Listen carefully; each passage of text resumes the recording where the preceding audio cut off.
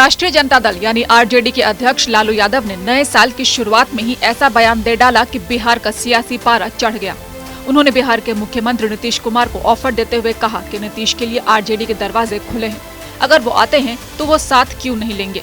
आगे लालू ने कहा कि नीतीश कुमार साथ में आए और मिलकर काम करें। साथ ही लालू का कहना था कि नीतीश कुमार ही हमेशा भाग जाते हैं, लेकिन लालू उनको माफ कर देंगे।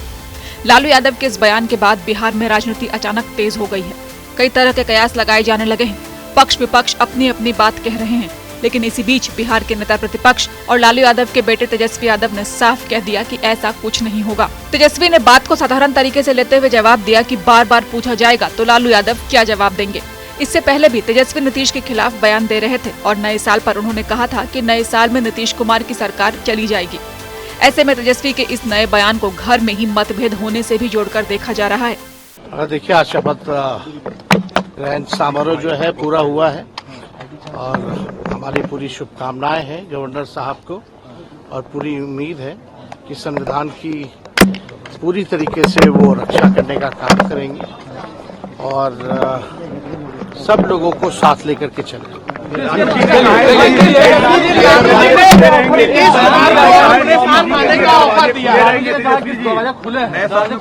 आप पत्रकार लोग आप पूछते रहते तो क्या बोलेंगे, आप लोगों को ठंडाने के लिए बोले। लालू के बयान के बाद बीजेपी, जेडीयू, आरजेडी सभी पार्टियों के नेता लगातार बयानबाजी करने में लगे हैं। बीजेपी कह रही है कि लालू अब सपना न देखें, तो जेडीयू ने भी कह दिया कि लालू यादव कुछ भी बोलते हैं। वहीं आरजेडी का कहना है कि बिहार कई राजनीति के खेलों का गवाह रहा है और भविष्य में ऐसे और भी खेल खेले जा सकते हैं। घोटाला सम्राट आदरणीय श्री लालू प्रसाद यादव जी, माननीय मुख्यमंत्री जी को आप क्या माफ करेंगे? माननीय मुख्यमंत्री जी आपको माफ कर दे, चूंकि भ्रष्टाचार का आपने ट्रैक रिकॉर्ड बनाया अपने शासनकाल में और आपके पुत्र भी बढ़े पुत्र पिता के धर्म में किरखी उपजे अपना कर्म, आपके कर्मों से और आपके पद चिन्हों पर चलते हुए बालू दारू माफियाओं के संगत में चले गए।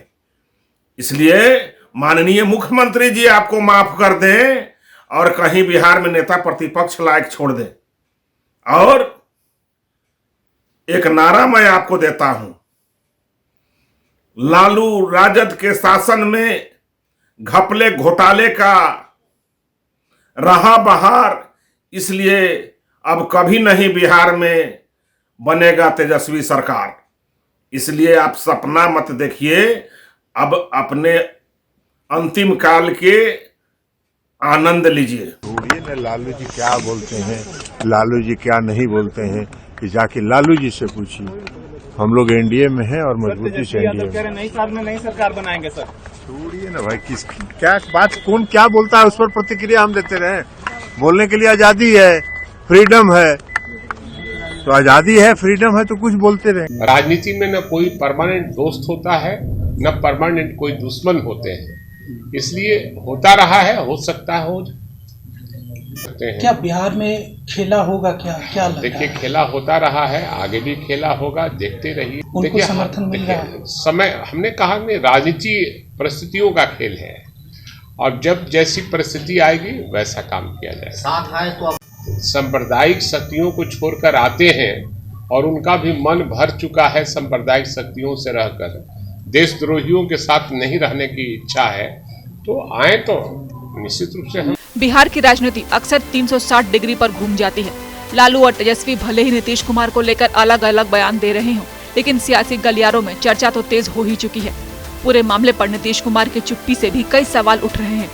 इन सारी कवायदों के बीच जेडीयू ने सीएम नीतीश कुमार का पोस्टर भी जारी कर दिया, जिस पर लिखा है 2025 से 30 फिर से नीतीश। यानी कड़कड़ाती ठंड में पटना में राजनीतिक पारा बढ़ता ही जा रहा है। बयानों के तीर से लेकर पोस्टर वॉर तक सब कुछ हो रहा है। बिहार में इसी साल विधानसभा चुनाव होने हैं, तो उससे पहले ये पारा और कितनी तेजी से आगे चढ़ता है, ये देखना दिलचस्प रहेगा।